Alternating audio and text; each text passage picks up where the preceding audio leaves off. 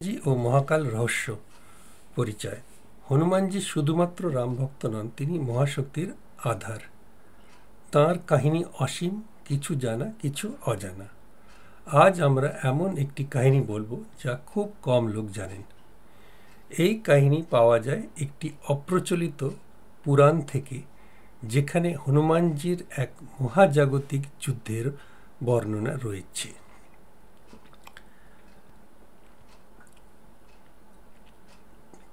প্রথম অধ্যায়। কাশ্যপ ঋষির অভিশাপ। ত্রেতা যুগের একদম শেষ ভাগ। শ্রীরাম যখন অযোধ্যা শাসন করছেন, তখন একদিন হনুমানজি চলে গেলেন হিমালয়ের গভীরতম অঞ্চলে তপস্যা করতে। সেখানে এক মহর্ষি কাশ্যপের আশ্রমে উপস্থিত হলেন।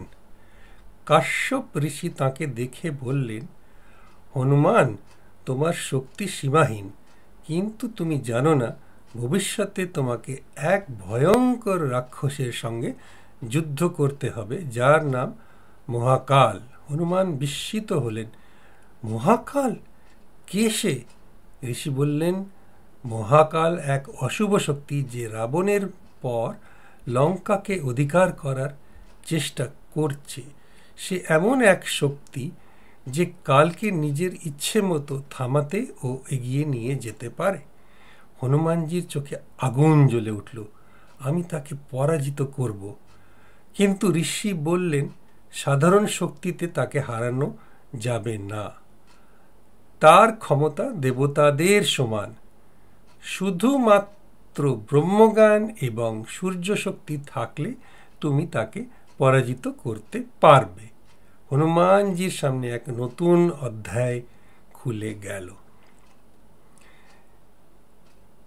দ্বিতীয় অধ্যায়। সূর্যের কাছ থেকে বিদ্যা অর্জন।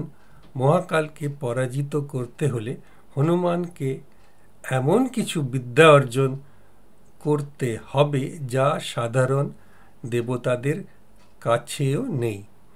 ঋষির নির্দেশে তিনি সূর্যদেবের কাছে পৌঁছালেন। সূর্যদেব তাকে দেখে বললেন, হনুমান, তুমি আবার কি কারণে আমার কাছে এসেছ?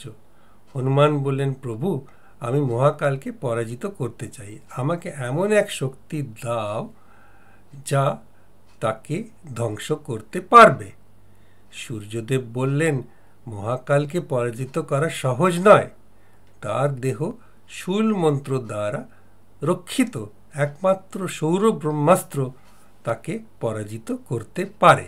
হনুমান প্রশ্ন করলেন, আমি কিভাবে এই অস্ত্র অর্জন করব? সূর্য বললেন, তুমি যদি 1,000 বৎসর সূর্যের তেজ সহ্য করে তপস্যা করো, তবে এই অস্ত্র তোমার হবে। হনুমান এক মুহূর্ত দেরি করলেন না। তিনি সূর্যের কেন্দ্রে প্রবেশ করলেন এবং তপস্যায় বসলেন। সময় কেটে গেল। 10 বছর, 100 বছর, 500 বছর, 1,000 বছর পর সূর্যদেবের কণ্ঠে প্রশান্তি এলো। হনুমান, তুমি বিজয়ী হলে। নাও এই সৌর ব্রহ্মাস্ত্র, এটি শুধু তোমার ইচ্ছে মতো কাজ করবে এবং একবার প্রয়োগ করলেই মহাকাল ধ্বংস হবে। হনুমান অস্ত্রটি গ্রহণ করলেন এবং চলে এলেন পৃথিবীতে। এবার শুরু হবে তৃতীয় অধ্যায়। তৃতীয় অধ্যায়। মহাকালের অভ্যুত্থান। লঙ্কা তখন এক নতুন সংকটে পড়েছে। রাবণের পতনের পর বিভীষণ রাজত্ব করছিলেন, কিন্তু একদিন গভীর রাত্রে এক রহস্যময় ছায়া প্রবেশ করল লঙ্কায়। সে ছিল মহাকাল, এক ভয়ঙ্কর তান্ত্রিক রাক্ষস। মহাকালের ক্ষমতা ছিল ভয়ানক। সে সময়কে নিয়ন্ত্রণ করতে পারত। তার এক মন্ত্র উচ্চারণে শত্রুর জীবন শক্তি থেমে যেত। আবার অন্য মন্ত্র উচ্চারণে মৃত সৈন্যদের পুনরুজ্জীবিত করতে পারত। ধীরে ধীরে লঙ্কার অনেক রাক্ষস বিভীষণকে বিশ্বাসঘাতক বলে বিদ্রোহ ঘোষণা করল এবং মহাকালের দলে যোগ দিল। এবার শুরু করব চতুর্থ অধ্যায়। চতুর্থ অধ্যায়।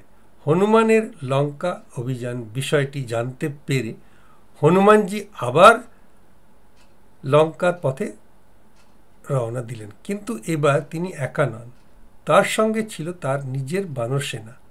লঙ্কায় প্রবেশ করেই তিনি দেখলেন সব কিছু অন্ধকারাচ্ছন্ন হয়ে গেছে, যেন মহাকাল লঙ্কাকে এক বিভীষিকাময় স্থান বানিয়ে ফেলেছে।